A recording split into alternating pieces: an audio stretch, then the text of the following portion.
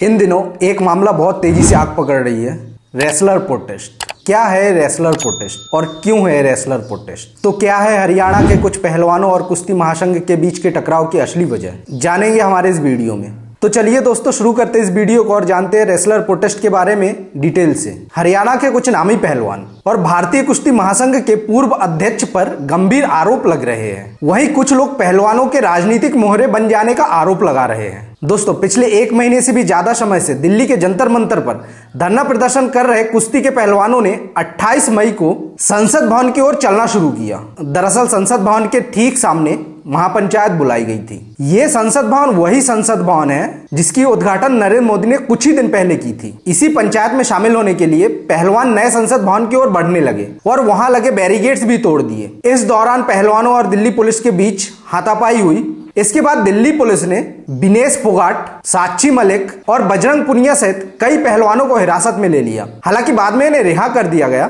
दूसरी तरफ दिल्ली पुलिस का दावा है कि 28 अप्रैल रविवार को नए संसद भवन के उद्घाटन कार्यक्रम को देखते हुए धरना प्रदर्शन की अनुमति नहीं दी गई थी। खाप पंचायत और किसान संगठनों को भी यह हिदायत दी गई थी कि वह नए संसद भवन की ओर ना जाए, लेकिन किसान और पहलवान अपनी जिद पर अड़े रहे। इसे देखते हुए दिल्ली पुलिस ने दिल्ली की सीमाओं को भी सील कर दिया था। दिल्ली पुलिस ने पहलवानों समेत 109 लोगों पर एफआईआर दर्ज की है। इन पर दंगा फैलाने, गैरकानूनी सभा करने, सरकारी काम में बाधा डालने जैसे आरोप लगाए हैं। इसके अतिरिक्त दिल्ली पुलिस जंतर मंतर पर पहुंची और पहलवानों के धरना स्थल से उनके टेंट और दूसरे सामान भी हटा दिए। एडिशनल डिप्टी कमिश्नर सुमन नालवा ने कहा कि पहलवानों को अब जंतर मंतर पर धरना देने की अनुमति नहीं दी जाएगी। वे जंतर मंतर की वजह कहीं और धरना दे सकते हैं। आपका यह जानना जरूरी है कि भारतीय कुश्ती महासंघ के अध्यक्ष ब्रजभूषण शरण सिंह पर महिला पहलवानों के यौन शोषण के आरोप लगाए थे। अब हम आपको ये बताते हैं कि इस मामले में अब तक क्या हुआ। दोस्तों इसी वर्ष की 18 जनवरी को विनेश फोगाट, साक्षी मलिक और बजरंग पुनिया दिल्ली के जंतर मंतर पर धरने पर बैठे और यह आरोप लगाया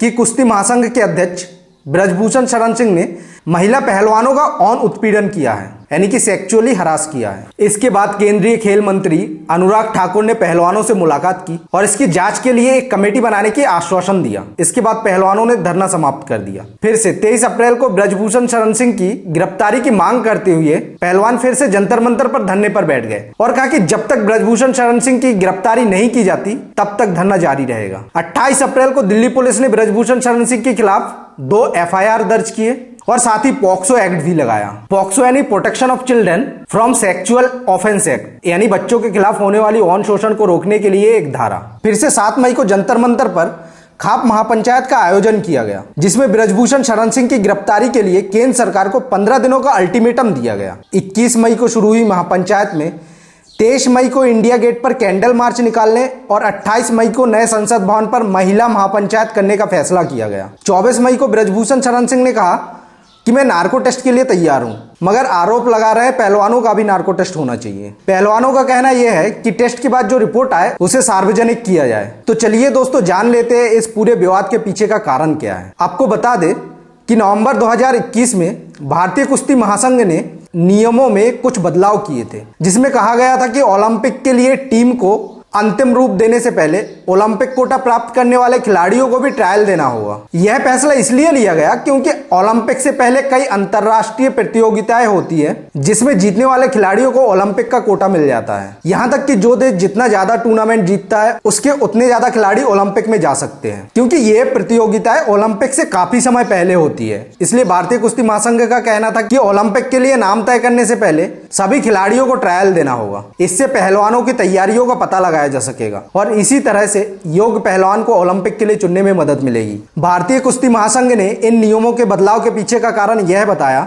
कि ओलंपिक कोटा हासिल करने के बाद कई बार कुछ खिलाड़ी इंजर्ड हो जाते हैं या फॉर्म में नहीं रहते हैं और वे इन बातों को छिपाकर ही ओलंपिक खेलने चले जाते हैं। इसके चलते हमारे खिलाड़ी अच्छा प्रदर्शन नहीं कर पाते हैं। कुश्ती महासंघ ने राज्यों की टीमों को लेकर भी कुछ नियम बनाए हैं। कुश्ती संघ का कहना है कि कोई भी राज्य राष्ट्रीय स्तर पर एक से ज्यादा टीम नहीं भेज सकता है और ट्रायल के जरिए कुश्ती में कमजोर राज्यों को भी मौका मिलना चाहिए, क्योंकि कुश्ती में ज्यादातर खिलाड़ी हरियाणा से है और वे ओलंपिक कोटा भी हासिल कर लेते हैं। इसलिए इस नियम का हरियाणा के खिलाड़ियों ने विरोध किया और इस नियम को राज्य के लिए खतरा माना। दरअसल हरियाणा की टीम हर वर्ग में 6 पहलवानों को उतारती है, इसलिए उनके मेडल जीतने की संभावनाएं भी ज्यादा होती है, जो दूसरे राज्यों के लिए बिल्कुल सही नहीं है। इसके अतिरिक्त रेलवे और सेना की टीमों में भी ज्यादातर पहलवान हरियाणा से ही होते हैं। कुश्ती महासंघ का कहना है कि हम इसे ठीक करना चाहते हैं ताकि केरला, तमिलनाडु, उड़ीसा और अन्य राज्यों के खिलाड़ी भी अंतर्राष्ट्रीय स्तर पर मेडल जीते। इससे दूसरे राज्यों में भी कुश्ती की लोकप्रियता बढ़ेगी। इसके अतिरिक्त कुश्ती महासंघ ने यह भी नियम बनाया है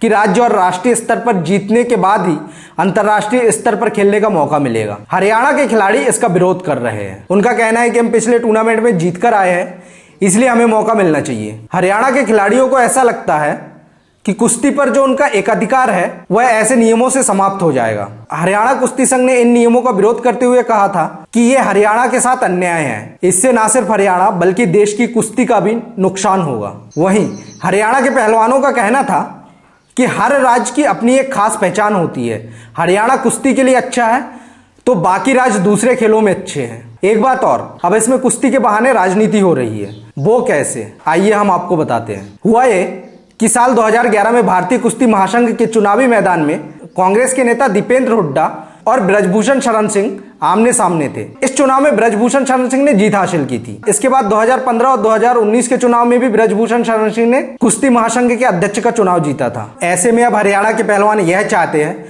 कि कुश्ती महासंघ का अध्यक्ष हरियाणा से ही हो। इसी संदर्भ में हरियाणा कुश्ती संघ के महासचिव राकेश कोच ने यह आरोप लगाया कि कांग्रेस के नेता दीपेंद्र हुड्डा के कहने पर फोगाट परिवार कुश्ती महासंघ पर कब्जा करना चाहता है। तो दोस्तों, ये थी पूरी अब तक की कहानी और यह एक तर्क का विषय है। तो देखते हैं आगे इसमें क्या अपडेट आता है। जो भी अपडेट होगा हम आप तक जरूर पहुंचाएंगे। दोस्तों, अगर हमारा ये वीडियो आपको पसंद आया या हमारे इस वीडियो से आपको कुछ जानकारी मिली है तो प्लीज हमारे चैनल को सब्सक्राइब करिए और बेल आइकन को प्रेस करिए ऐसी वीडियो आगे देखने के लिए।